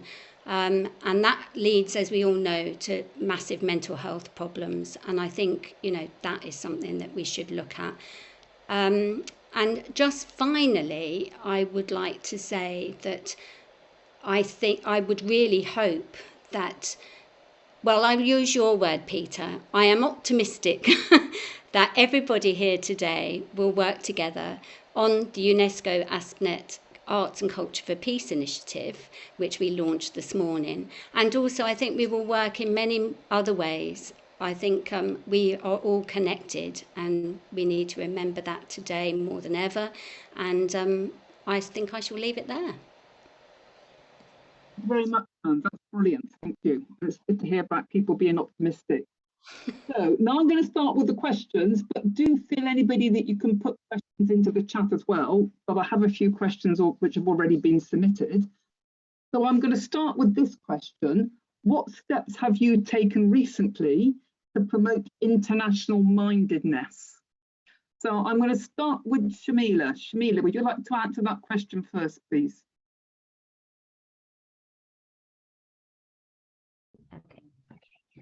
Thank you very much. So I think one of the natural advantages of doing a program like the International Baccalaureate, but not, of course, exclusive to the International Baccalaureate, is that by following that program, one of necessity has a second language. Okay, so if one is fortunate enough, I think, to work in a school where there is space to have that discussion about empowering students through a second language, that's great, that's fantastic. But we have also very recently developed a language policy where we are very, very clear about the use of language within the college and within the curriculum, but then also around and outside the curriculum. So, for example, students are given the opportunity to do a modern foreign language within the curriculum, sometimes two. That's great, that's wonderful. That's our academic diet. Outside, however, we've taken great strides, particularly with our international students, to get them to speak in their mother tongue, to encourage them to not end up with a kind of deficit bilingualism. Because I think in a colonized world, we all live with a world with the supremacy of English, where people learn English and follow their studies and find themselves in academic contexts where English is prioritized at the cost to the mother tongue. So that's something that we've met head on. But there is, and I think that for Molly, this will be particularly fascinating, coming from a country where there are, 16, I think, national languages, Molly? Yeah, and actually 11, gosh, I should know that, I'm embarrassed. Anyway, but then we also have worked very hard on student leadership. And this is something that I think is a piece of work that's never done, where the students have put together a document about what is acceptable language for them in their time and what isn't. So the students have been brilliant in really meeting challenges, in talking about why for them certain language constitutes a slur, and other people have, used their right of reply, why for other people that is not the case. And that is, as I say, in this very complex world that we're all living in, we're never going to settle on a point. What is important is the dialogue. So I think, that's one of the ways in which we have promoted international mindedness. We are very keen, of course, to celebrate festivals, to celebrate people's heritage, so we run 2 calendars. We run the academic calendar, and at the same time, we run the United Nations calendar in our school, so that certain days are highlighted right from the outset and certain days are celebrated. Next week, for example, we are holding Diversity Week. Okay, we participate in all kinds of fora as a school to bring people in to educate ourselves. There is this, I think we are what Peter Senge referred to as a learning organization way back in the 90s, that we are constantly engaged in the process of educating ourselves. And one of the ways we do that, and I'd love to invite all of you to this, is the Leadership College that we run here at Hockerell, where we actually focus specifically on international mindedness and leadership. So Shamila, that's wonderful, but we do have to give other people a chance to speak. I'm going to go next to Peter. So Peter, what would you say? I mean, obviously we've heard lots of things that you'd already said, but if you were to highlight a few points, what would you say?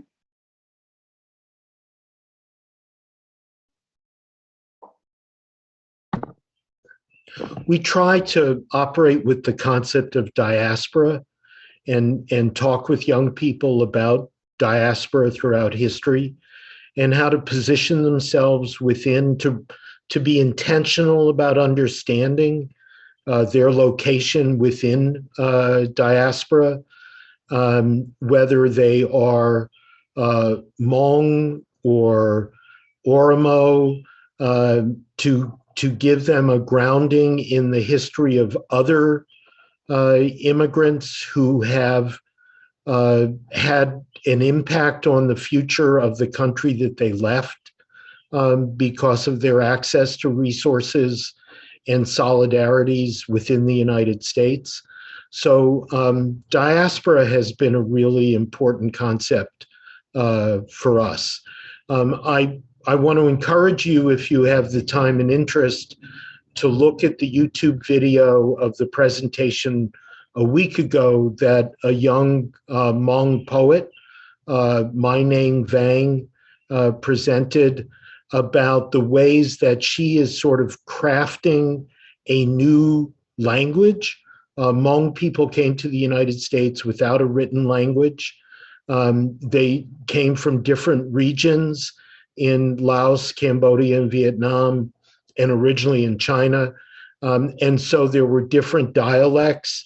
And here within the diaspora in the United States, after 30 odd years, a new version of the language Hmong is emerging, syncretic from these different specific groups within the community. And this young woman who's a poet and is actually on the verge of a PhD in education policy, at the University of Wisconsin. But through her poetry, she is trying to test out a new version of her language and makes a wonderful case for it in her presentation. So that's my Nang Vang in our videos. Thank you. Thank you, Peter. That's wonderful. That's a really good recommendation to see that video. Would you mind just putting in the chat the title of that video? Because I think that would help people to find it on YouTube. Thank you very much indeed. Sure. I'm now going to ask Shona and then Molly, and then I'll be handing it to Anne to close the conference. So, Shona. Thanks, Helen. I think that's a really interesting question to reflect on. And my thoughts in terms of what have I done to promote international mindedness has been very much about looking at things from different perspectives. And I think that's something that I tried to convey in the workshop that I did earlier on.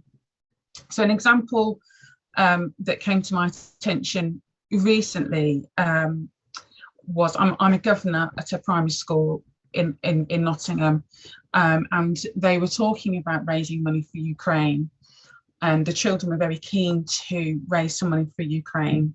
And I just posed to them, you know, what did the school do to raise money for Afghanistan?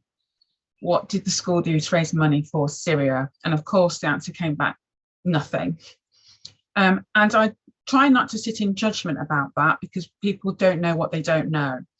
So I just sort of said, you know, the presentation of how those situations are being delivered to us is very different. You know, the Ukrainian refugees are blonde and blue-eyed, and these refugees are not those things. They're often Muslim, they have brown skin, and it's interesting that we aren't responding the same way.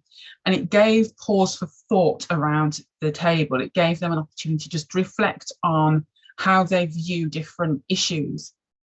We continued with the conversation, and this particular school has got 35 different home languages. And on the notice board in the school, they have pictures of the children, and they say next to them their flag from their country of origin and the language that they speak. And a parent came in and asked the school to take the picture of her child down. And it was because she's Russian, and she didn't want any stigma or any negativity directed at her child who was Russian. And it gave me pause for thought that actually we've got a situation here where we need to look at situations from a wide range of perspectives. That yes, of course, I might have, because of my origins, a perspective on how the wars in different parts of the world are communicated to us in the West. And I might have a perspective on how the support that we as a nation have given Ukraine that we have not given elsewhere. But we also have to think about, actually, there are other people involved in this, and there's a little girl who doesn't feel safe coming to school because she's Russian, and that's a problem. So what I would say is always have an intersectional approach, looking at things from as many different perspectives as you can possibly think of. And where you have diversity, you are able to have challenge. So someone's able to challenge me, who's there on my soapbox talking about, you know, the press and how they've presented different wars, being challenged in a really positive way. So where we can try and take challenge and listen to learn, I think that is the best way we can be internationally minded. Thank you very much, Shona. Those are excellent points. Thank you. And I'm going to ask Molly, and then when I hand over to Anne, I'll ask Anne for any concluding points for the panel, and also be asking Anne to close the conference as well. So Molly, anything else that you'd like to add about international mindedness? For me, again, in my little circle, in my little corner, so part of what I do when I train, sometimes I train literacy coaches, and at times I go to the schools directly to work with the teachers. So we do little activities, especially around phonics, so that they begin to really understand what we mean by phonemic awareness and phonetics, right? And so because the science of reading is actually new to all of us, you know, some of the ways, trusted ways that we were teaching reading haven't really been working out all that well.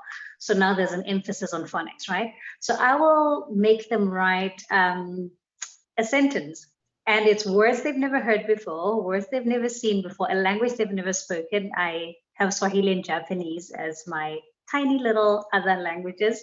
Then they'll be able to write that down. Then I ask them, how were you able to write that down?